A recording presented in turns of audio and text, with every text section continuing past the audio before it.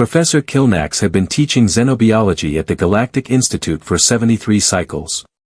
In all that time, across 17 different species, through countless lectures and seminars, he had never once questioned his teaching methods. Why would he? The curriculum had remained unchanged for 200 cycles. It worked. It was efficient. It was logical. Then the humans arrived. The first day they shuffled into his lecture hall, Kilnax felt his primary stomach twist. There were 5 of them, loud, chaotic, and completely unbothered by the fact that every other species in the room had immediately shifted away from them. Humans had a reputation, you see. A terrible, awful, magnificent reputation. They sat in the front row. Of course they did. Kilnax cleared his throat, a wet, gurgling sound that usually commanded immediate silence. The humans looked up with bright, curious eyes. One of them was chewing something. In class. During the opening moment of his lecture. He began as he always did. Welcome to Advanced Xenobiology. I am Professor Kilnax of the Vronathi Conclave. This course will cover cellular structures across known species, metabolic processes, and evolutionary divergence. You will memorize. You will recite. You will pass or you will fail. Questions. Usually, silence followed. Respectful, appropriate silence. A human hand shot up. The female with the dark braided hair and an expression that suggested she found something amusing about the entire universe. Yes. Kilnax asked, his voice dripping with the sort of patience that really meant impatience. Hi, yeah, question. Why? Kilnax blinked. All 4 of his eyes, in sequence. Why? What, exactly? Why do we need to memorize? I mean, we have computers. Neural links. Data pads. Why fill our brains with stuff we can just look up? The lecture hall went silent. The kind of silence that happens right before a star collapses. Several students from the 3-nod species made clicking sounds of disapproval. A Cortaxian actually gasped. Kilnax felt his teaching gland pulsate. Because, young human, knowledge must be internalized. Understanding comes from mental retention. This is how education has functioned for millennia. Sure, the human said, nodding in a way that absolutely did not suggest agreement. But couldn't we use that brain space for, like, critical thinking instead? Problem solving? Creative application? Another human, this one male with ridiculous hair that stood up in spiky directions, leaned forward. His name tag read Marcus. Yeah, like, what's the point of knowing all the facts if we don't know what to do with them? Kilnax opened his mouth. Closed it. Opened it again. In 73 cycles, no one had ever questioned the fundamental structure of education itself. You learned facts. You regurgitated facts. You received credentials. You got a job. This was the way. The curriculum, he said slowly, has been approved by the Galactic Educational Consortium. It has produced successful graduates for 2 centuries. Successful at what, though? This from a third human, smaller than the others, with bright green eyes that seemed to see through his entire exoskeleton. Her name was Riley. Successful at memorizing? Or successful at actually advancing their fields? That is not. Kilnax paused. You are here to learn what I teach, not to critique the pedagogical framework of the entire galactic system. The first human, whose name he now saw was Devon, smiled. It was not a comforting expression. Humans had too many teeth. So we should just accept things because that's how they've always been done. Yes. Kilnax said, relief flooding through him. Finally, they understood. Hard pass, Devon said cheerfully. The lecture, somehow, got worse from there. Kilnax pulled up his first holographic display. A detailed cellular structure of a Vronathi organism, with each organelle labeled in standard galactic common. He had shown this image 4,000 times. He began his explanation, the same one he had refined over decades of teaching. A hand went up. The spiky-haired one. Marcus. That mitochondria equivalent structure. The one you said processes energy. How does it handle stress responses? Kilnax froze. That is not part of this lecture. But it seems important, Marcus continued. I mean, if we're understanding how the cell works, shouldn't we understand how it responds to challenges? Environmental changes. Isn't that where the interesting stuff happens? Another human, this one named Felix with skin darker than the void of space and a laugh that seemed always ready to escape, jumped in. Yeah, and what about mutation rates? You said this species has been stable for millions of years, but nothing stays static. What adaptations are currently happening that we can't see yet? You are getting ahead of the curriculum, Kilnax said, but his voice lacked conviction. Because, stars help him, these were actually good questions. Questions he had never considered. Questions that made him realize he had been teaching the same static information without ever asking what came next. The fifth human had been quiet until now. Her name was Jada, and she had an unsettling habit of writing notes by hand instead of using a data pad. She looked up suddenly and asked, Professor, have you ever been wrong about something you taught? The lecture hall fell into that special kind of silence that happens when someone asks a question that changes the air pressure. Kilnax began. He wanted to say no. He wanted to say that he was a professor, a respected academic, and that his information was vetted and approved. But something about the way Jada asked, without judgment, with genuine curiosity, made him pause. Once. Early in my career. I taught that Cortexian neural structures were fixed at birth. A student did independent research and discovered they actually continue developing throughout their lifespan. What did you do? Jada asked. I corrected my lecture. Updated my materials. That's awesome, she said, and she meant it. That means you value truth over ego. Kilnax felt something strange happen in his thorax. Something warm. Something terrifying. Can we see your research? Devon asked suddenly. My. What? Your research. You teach xenobiology, so you must do research, right? What are you currently working on? Kilnax felt his vocal sacs deflate. I do not conduct active research. I teach. But how do you teach current information if you're not engaging with current research? Riley asked, her head tilting in that distinctly human way that suggested she already knew the answer and was giving him a chance to figure it out himself. The curriculum is standardized. Is outdated, Marcus finished gently.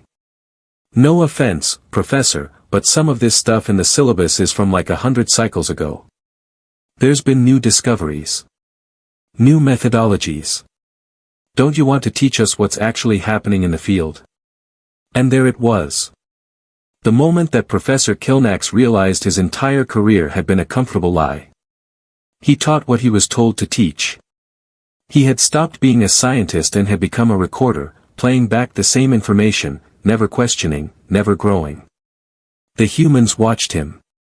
Not with judgment. Not with mockery. With hope. Class dismissed, he said quietly. I need to reconsider some things. The other students fled immediately, grateful for the early release. The humans stayed behind. Professor Kilnax. Devon approached his podium, the others flanking her. We didn't mean to, destroy your whole worldview on day one. Though it was pretty epic, Felix added with a grin. Devon elbowed him. What we meant is. We want to learn. Really learn. Not just memorize data. We want to understand why things work. We want to question. We want to explore. We want to discover, Jada said softly. Isn't that what science is supposed to be about? Kilnax looked at them, these strange, chaotic, brilliant creatures who had taken his carefully ordered universe and shaken it like a snow globe. In all his cycles of teaching, he had never felt more like a student. "Tell me," he said slowly, "what would you want to learn? If you could design this course, what would it look like?" The humans exchanged glances. Then, simultaneously, they smiled. "Oh no," Kilnax thought. "Oh no, oh no, oh no." "Okay," Marcus said, cracking his knuckles in a way that made several of Kilnax's species' survival instincts activate. "So, first thing. We throw out memorization. We keep foundational knowledge," Riley clarified. "But we use it as a launching point, not an ending point. We do practical applications," Felix continued. "Labs. Experiments. Hands-on stuff. We study failures, not just successes," Jada added. "Scientific history is full of mistakes that led to breakthroughs. Why don't we learn from those?" Devon stepped forward, her eyes bright with excitement. "And we ask why. About everything. Why does this cell structure work this way? Why did this species evolve this adaptation? Why do we assume this is the only answer?" "That sounds like..." Kilnax searched for the word. "Chaos." "No," Devon said, still smiling. "That sounds like learning." Professor Kilnax returned to his quarters that evening and did something he had not done in decades. He pulled up the latest xenobiology research. All of it. Papers, studies, experimental data. He read through the night, his eyes aching, his brain struggling to process information that contradicted things he had taught as absolute truth for cycles. The mitochondrial equivalent structures the humans had asked about. They did respond to stress in fascinating ways. Recent studies showed they could actually signal to other cellular components, creating a communication network that researchers were just beginning to understand.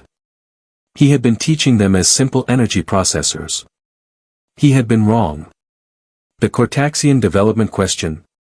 There were 3 new papers suggesting that neural plasticity extended far beyond what anyone had believed possible. The implications for education, for rehabilitation, for understanding consciousness itself were staggering. And he had been teaching outdated information. As the station's artificial sun began its dawn cycle, Kilnax sat surrounded by holographic displays, data streams, and the uncomfortable realization that he had wasted decades of his life teaching students how to pass tests instead of how to think. His communication device chimed. A message from the dean's office. His stomach, all 3 of them, clenched. The message was short. Professor Kilnax. Multiple students have filed complaints about disruptions in your class. Specifically regarding human students questioning curriculum standards. Please report to my office immediately. Kilnax stared at the message. Then at the research surrounding him. Then at his reflection in the dark screen of his data pad. He saw a tired academic who had stopped asking questions so long ago that he had forgotten what curiosity felt like. Until 5 humans had walked into his classroom and reminded him. He typed a response. Dean Sorthal. I will be happy to discuss my teaching methods. However, I should inform you that I will be completely restructuring my course. Effective immediately. He sent the message before he could reconsider. Then he began writing. A new syllabus. A new approach. A new way of thinking about education itself. If the humans wanted to learn by questioning everything, then by the stars, he would teach them how to ask even better questions. This was either going to be the best decision of his career, or it would end it entirely. Knowing humans, it would probably be both. Dean Sorthal was not pleased. This was evident from the way her scales had shifted to a deep purple, the color her species displayed when experiencing what humans would call bureaucratic fury. You want to do what, exactly? She asked, her voice achieving that special pitch that suggested Kilnax's career was hanging by a thread thinner than a quantum string. Restructure the entire course, Kilnax repeated, standing in her office with a confidence he absolutely did not feel. Move away from rote memorization toward inquiry-based learning. Encourage students to question, to experiment, to fail and learn from those failures. Fail. Dean Sorthel's eye stalks retracted slightly. Professor, our institution has a 97% pass rate. That statistic is in our recruitment materials. Failure is not acceptable. With respect, Dean, perhaps that is the problem. Kilnax pulled up his data pad, displaying the research he had consumed over the past 3 days. Look at our graduate outcomes. Yes, they pass. Yes, they get jobs. But how many of them actually contribute meaningful research? How many publish papers? How many push their fields forward? We are producing workers, not scientists. That is what the galaxy needs, Sorthal said flatly. Workers. Reliable, knowledgeable workers who can fill positions and maintain systems. Not everyone needs to be a groundbreaking researcher. But what if they could be? Kilnax leaned forward. What if we are wasting potential because we are too afraid to change a system that has not evolved in 2 centuries? This is about the humans, is it not? Sorthel's scales shifted to a suspicious orange. They have been here for 1 week and already they are disrupting everything. 3 other professors have complained. The humans question everything. They refuse to accept standard answers. They make other students uncomfortable. They make other students think, Kilnax corrected. I sat in the cafeteria yesterday. I watched a human named Felix debate cellular respiration with a 3-nod student. The 3-nod was reciting what he had memorized. Felix was asking what would happen if you changed various environmental factors. By the end, the 3-nod was not just answering, he was hypothesizing. He was excited. I have never seen a 3-nod excited about anything. Dean Sorthal was quiet for a long moment. You have been a reliable professor for 73 cycles, Kilnax. Your evaluations have always been satisfactory. I would hate to lose you over something as foolish as experimental pedagogy. There it was. The threat, delivered with bureaucratic politeness. Kilnax thought about backing down. He thought about his pension, his reputation, his comfortable routine. Then he thought about Devon asking why. Riley questioning assumptions. Marcus wanting to understand stress responses. Jada asking if he had ever been wrong. Then I suppose you will have to lose me, he said quietly. Because I refuse to waste another cycle teaching students how to memorize when I could be teaching them how to discover. He left before she could respond, his legs trembling, his career possibly over, and feeling more alive than he had in decades. The next morning, Kilnax walked into his lecture hall with a completely new plan. The humans were already there, front row, looking curious. The other students filed in slowly, nervous, probably having heard about his meeting with the dean. Good morning, Kilnax began. Today we are not following the syllabus.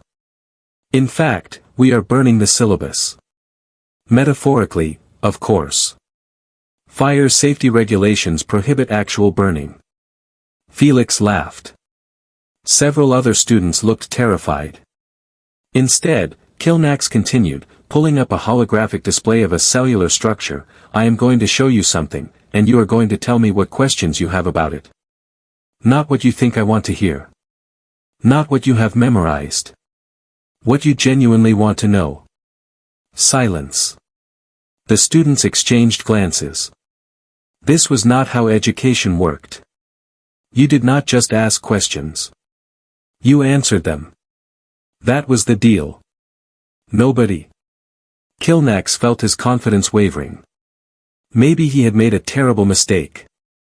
Maybe the humans were an anomaly and everyone else was perfectly happy memorizing and regurgitating. Then a Cortaxian in the back, a quiet student named Frisk who had never spoken in class before, raised a tentative appendage. Professor, that structure. The energy processing component. Does it work the same way in different gravity environments? Kilnax felt his teaching gland pulse with something that might have been joy. I do not know. Let us find out together. The floodgates opened. Students began asking questions, real questions, curious questions. A three-nod wanted to know about mutation rates in high radiation environments. A Palaxian asked why certain species had redundant systems while others relied on single organs. A Vronathi student, one of Kilnax's own species, asked something that made Kilnax's heart skip: why do we assume our way of processing energy is optimal? What if there are better methods we have not considered? The humans watched with enormous grins. Okay, Kilnax said, his voice actually shaking with excitement. We cannot answer all of these today. So here is what we are going to do. You are going to form research groups. Pick a question. Any question related to xenobiology. You will investigate it. Not by memorizing what others have discovered, but by analyzing data, running simulations, conducting experiments if possible. At the end of the term, you will present your findings. What if we are wrong? Asked a nervous Palaxian. Then you will be wrong, and you will learn why you were wrong, and that lesson will be more valuable than any correct answer you could have memorized, Kilnax said. Science is not about being right. It is about being curious. Devon raised her hand. Professor, can we collaborate with other classes? Like, if we have questions about chemistry or physics, can we work with students from those departments? Kilnax paused. That is not standard procedure. But it makes sense, right? Marcus added. Biology does not exist in a vacuum. Everything connects. Why would we study these things separately? You are suggesting interdisciplinary collaboration, Kilnax said slowly. That would require coordinating with other professors, getting approvals, completely restructuring how we approach education. Yeah, Riley said with a shrug. Sounds awesome. Kilnax looked at his students, these strange beings from across the galaxy who had somehow, in just a few short days, remembered what education was supposed to be about. Not credentials. Not job placement. Discovery. You know what, he said. Yes. Let us burn it all down and build something better. The next few weeks were absolute mayhem. The best kind of mayhem.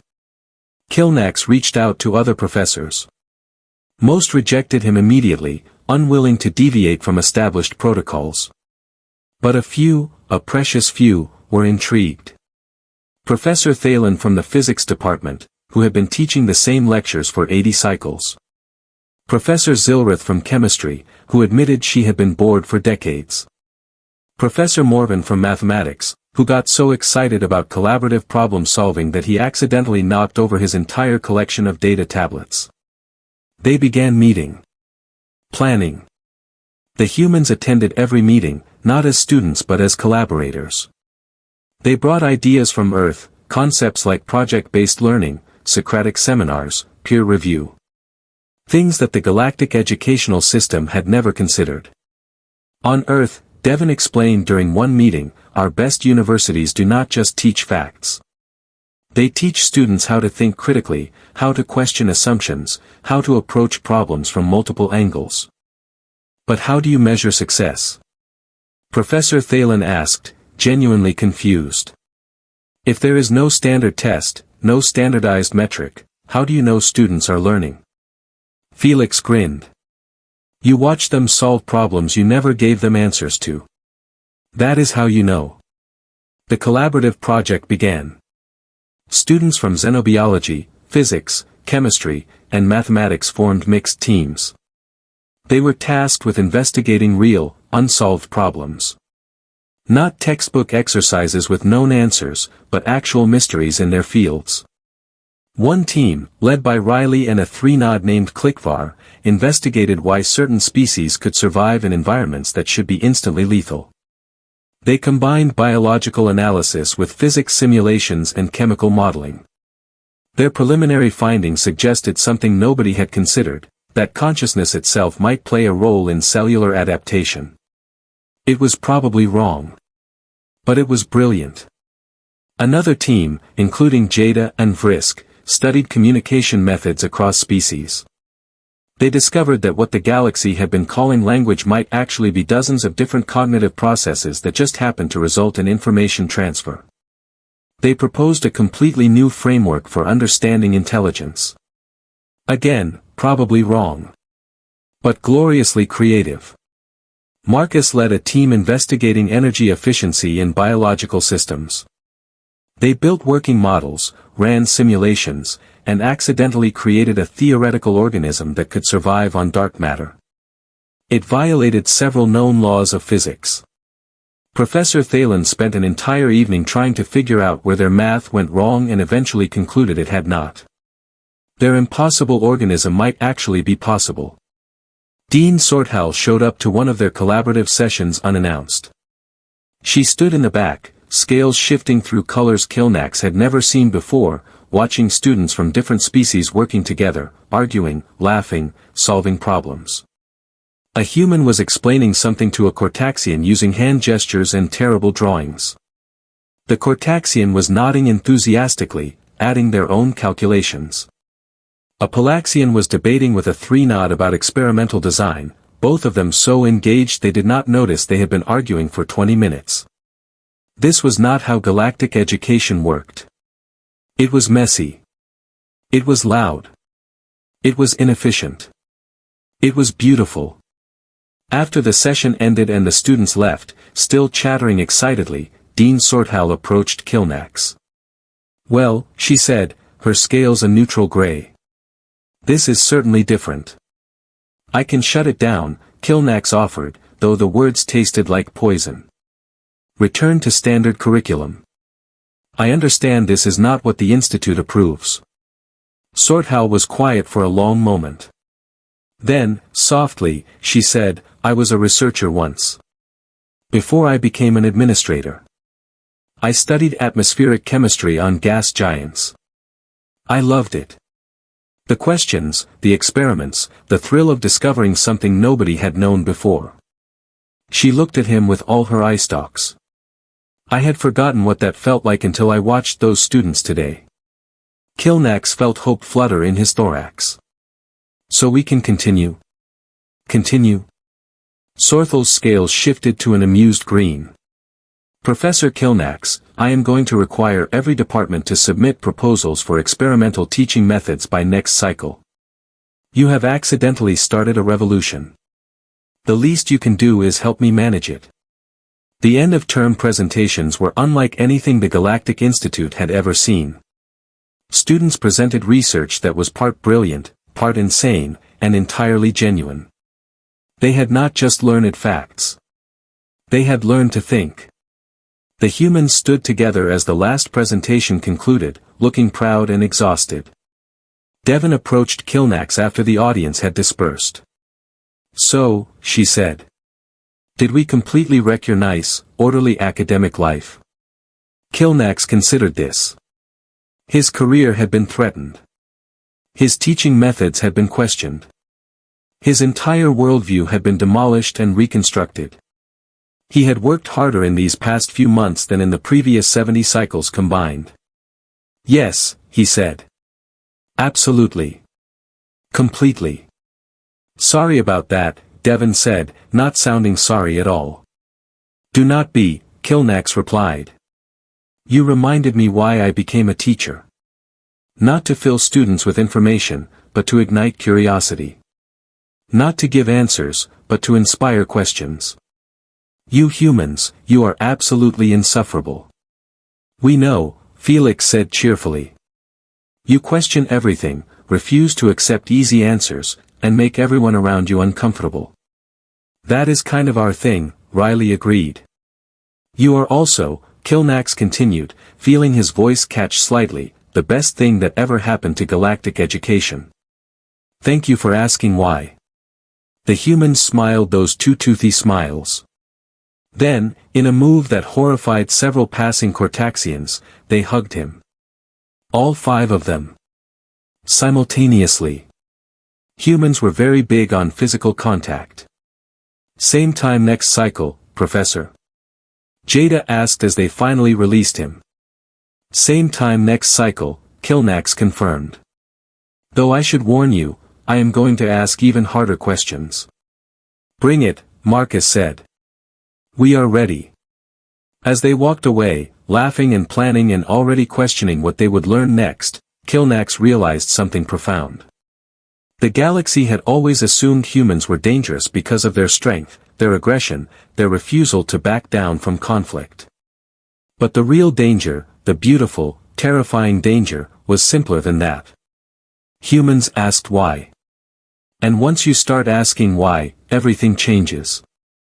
Professor Kilnax returned to his office that evening, pulled up a blank document, and began writing. Not a lecture. Not a syllabus. A research proposal. His first in 50 cycles. After all, if his students could question everything and rebuild their understanding of the universe, then so could he. The humans had asked what humans asked in class. The answer, it turned out, was everything. And that changed everything indeed.